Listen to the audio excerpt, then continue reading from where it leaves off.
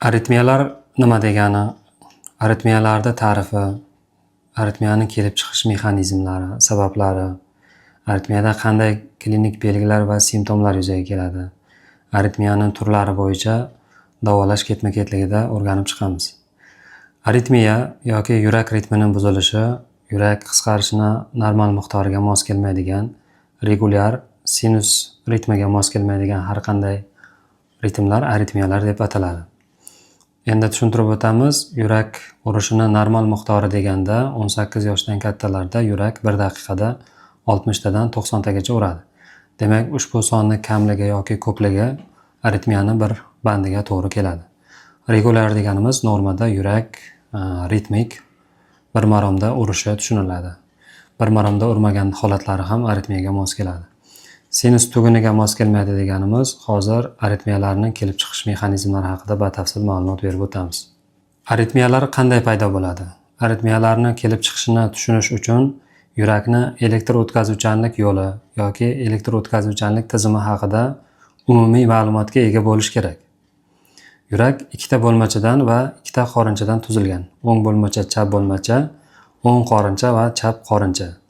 Yurak faqatgina muskuldan tuzilgan a'zo emas, balki shu impulslar yordamida qisqaradigan aqlli nasos funksiyasi vazifasi mavjud. Qonni o'ziga qabul qiladi va qonni otib beradi. Yurakning har bir qisqarishi mana shu impulslar yordamida amalga oshiriladi. Normal holatda ushbu o'tkazuv yo'lini boshida bosh impuls ishlab chiqaradigan, bosh generator vazifasini bajaradigan tuzilma bu sinus tuguni hisoblanadi. Bu tugundan chiqqan impulslar bo'lmachalar bo'ylab tarqalib, keyingi bo'lmacha va qorinchalar o'rtasidagi stansiyaga yetib keladi.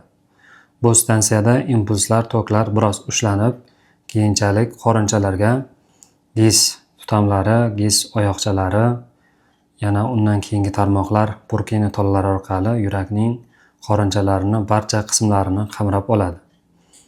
Mana shu o'tkazuv yo'lining biror qismida to'siq paydo bo'lsa yoki o'tkazuv sekinlashsa yoki impulsni qo'shimcha impulslar hosil bo'lishi uchun o'choqlar paydo bo'ladigan bo'lsa, aritmiyalar yuzaga keladi. Aritmiyaning kelib chiqish sabablariga 3 ta katta guruhga ajratishimiz mumkin. Yurak bilan bog'liq bo'lgan sabablar, yurakdan tashqari kasalliklar va fiziologik holatlar. Yurakka oid kasalliklar, yurak ishemik kasalliklari, stenokardiya, miokard infarkti, miokarditlar, kardiomiopatiyalar, yurak klapan kasalliklari, aortal va mitral klapandagi nuqsonlar, ayniqsa mitral klapandagi nuqsonlar mersatilniy aritmiya bo'lmachalar fibrillatsiyasi deb ataladigan aritmiya yuzaga kelishini asosiy sababchilaridan biri hisoblanadi.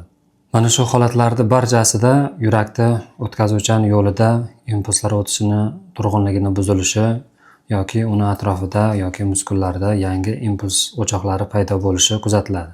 Bular hammasi aritmiyaga sabab bo'ladi. Bundan tashqari yurakni tug'ma nuqsonlari ham mavjud. Mana shu o'tkazuv yo'liga qo'shimcha ravishda o'tkazuv yo'llari paydo bo'ladi. Bu ham aritmiyani kelib chiqishiga sabab bo'ladi. Wolff-Parkinson-White sindromi aynan shu sabab bilan yuzaga keladi.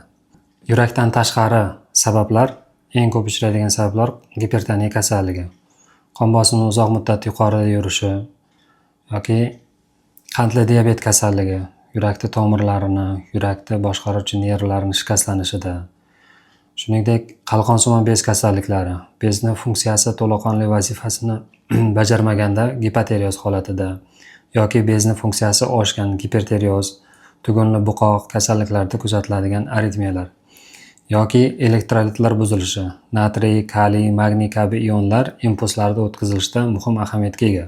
Ushbu ionlarda o'zgarishi aritmiyaga bevosita sabab bo'ladi.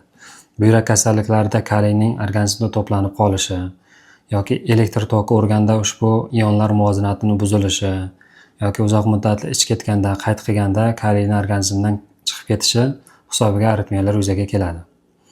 Bundan tashqari stresslar, qo'rquvlar, depressiyalarda kuzatiladigan aritmiyalar, shuningdek dori vositalarida kelib chiqadigan aritmiyalar, masalan digoksin, diuretiklar, antibiotiklar, antidepressant kabi dorilarni noto'g'ri dozalarda qabul qilganda ushbu aritmiyalar kelib chiqishiga sabab bo'ladi. Uchinchisi, funksional holatlarda kelib chiqadigan aritmiyalar. Bunda yurakda yoki yurakdan tashqarida a'zolarda kasallik bo'lmaydi, ya'ni bevosita aritmiya chaqiradigan kasalliklar bo'lmaydi, lekin yurakda funksional aritmiya kuzatilishi mumkin. Masalan, bu kuchli hayajonda, jismoniy yuklamalarda mana shu aritmiyalar kelib chiqishiga sabab bo'ladi. Endi aritmiyalarda qanday belgilar va simptomlar paydo bo'ladi? Birinchisi yurakka oid simptomlar. Bemorlar eng ko'p shikoyat qiladigan aritmiyalarda yurakni noto'g'ri urishi yoki bir urib bir to'xtab qolganday hisni sezishi yoki bo'lmasa nafas tiqilganday, yurak sohasida og'riq bo'lganday his qilishi. Ikkinchisi bosh miyaga oid shikoyatlari. Bemorlarda bosh aylanishi, quloqlarda shovqin yoki diqqatni pasayishi, doimiy charchoq. Nafas tizimi bilan bog'liq bo'lgan shikoyatlar. Bemorlarning jismoniy yuklamaga chidamliligining kamayib ketishi, ozgina yurganda hansirab qolish, bo'g'ziga nafas tiqilganday kabi shikoyatlar bo'ladi. Ushbu grafikda siz eng ko'p uchraydigan aritmiya turini ko'rishingiz mumkin. Bugungi mavzu davomida biz sinusli taxikardiya, sinusli bradikardiya va ekstrasistoliya aritmiyalari haqida ma'lumot berib o'tamiz. Demak, sinusli taxikardiyadan boshlaymiz. Bunda yurak urishlar soni 90 tadan yuqori bo'ladi. Impuls ishlab chiqarayotgan markaz sinus tugunining o'zi bo'ladi. Sinusli taxikardiyaning fiziologik va patologik sabablari mavjud. Fiziologik sabablarga ko'ra, masalan, jismoniy yuklamalardan keyin, stress holatlari, kuchli hayajonlanganda, og'riqda, homiladorlikda yoki tana harorati ko'tarilganda yurak urishlar soni oshadi. Patologik holatlar boshqa kasalliklar hisobiga, masalan, sinus tuguni atrofidagi kasalliklar yoki kamqonlikda, qalqonsimon bez kasalliklari, gipertireozda yoki ba'zi dorilarni qabul qilganda yurak urishlar soni oshadi. Shuningdek, organizm suvsizlanganda, surunkali yurak yetishmovchiligida ham ushbu tipdagi taxikardiyalar kuzatiladi. Sinusli taxikardiyani diagnostika qilishda, demak, oddiy tekshiruvlar elektrokardiogramma tekshiruvi, zarur bo'lganda Holter monitoring tekshiruvi, yurakni exokardiografiya tekshiruvlari kiradi. Sinusli taxikardiya aniqlanganda davolash taktikasi birinchi o'rinda sinusli taxikardiya chaqirgan fiziologik holatlarni cheklash. Masalan, stress, kuchli hayajonlarda uyqu rejimini yo'lga qo'yish orqali yoki tana harorati ko'tarilganda isitma tushiruvchi dorilarni qabul qilish orqali yoki sigaret, alkogol, energetik ichimliklar iste'mol qilganda kuzatiladigan sinusli taxikardiyani bartaraf etishda ushbu vositalarni cheklash orqali erishiladi. Kasalliklar hisobiga kelib chiqayotgan sinusli taxikardiyada asosiy kasallikni davolash kerak. Masalan, kamqonlik mavjud. Kamqonlik hisobiga kuzatilayotgan sinusli taxikardiyada kamqonlikni davolash kerak bo'ladi. Yoki bo'lmasa qalqonsimon bez kasalligi, gipertireoz kasalligida ushbu taxikardiyani yo'qotish uchun qalqonsimon bez kasalligini bevosita davolash. Ushbu kasallik davolanganda sinusli taxikardiyalar bevosita bartaraf etiladi. Yoki sepsis holatlarida yuqori temperaturada antibakterial terapiya, isitma tushiruvchi dorilarni qabul qilganda ushbu tipdagi yurak urib ketishlari soni, taxikardiyalar miqdori kamayadi. Bevosita dorilar bilan davolash eng ko'p qo'llaniladigan dorilarimiz, demak, beta blokatorlar. Bisoprolol, metoprolol, nebivolol, karvedilol gruppasiga kiradigan dorilar. Mana aynan sinus tugunining o'ziga ta'sir qiladigan ivabradin tarkibli dorilar, Karoksan dorini bilamiz. Ikkinchisi sinusli bradikardiya. Bunda yurak urishlar soni 60 tadan kam bo'ladi. Sinusli bradikardiyani ham diagnostika qilishda ishlatiladigan tekshiruvlar elektrokardiogramma tekshiruvi, zarur holatlarda Holter monitoring va exokardiografiya tekshiruvi orqali aniqlanadi. Sinusli bradikardiya chaqiradigan sabablar ham fiziologik sabablar va patologik holatlar sabab bo'ladi. Fiziologik sabablar uyqu vaqtida yoki sportchilarda yurak urishlar soni kam bo'ladi. Patologik holatlar ritm ishlab chiqaruvchi markazlar atrofidagi kasalliklar yoki ba'zi dorilar hisobiga beta blokatorlar, antiaritmik dorilarni qabul qilganda yoki qalqonsimon bez kasalliklari, gipertireozda yurak ritmlari qisqarishlar soni kamayishiga olib keladi. Davolash usullari sinusli bradikardiya klinik belgilar, simptomlar bermaganda odatda maxsus davolashlar talab etilmaydi. Shoshilinch holatlarda agar simptomlar yuzaga keladigan bo'lsa, ba'zi guruh dorilar, atropin, dofamin, dabutamin kabi dorilar shifokor nazorati ostida ishlatiladi.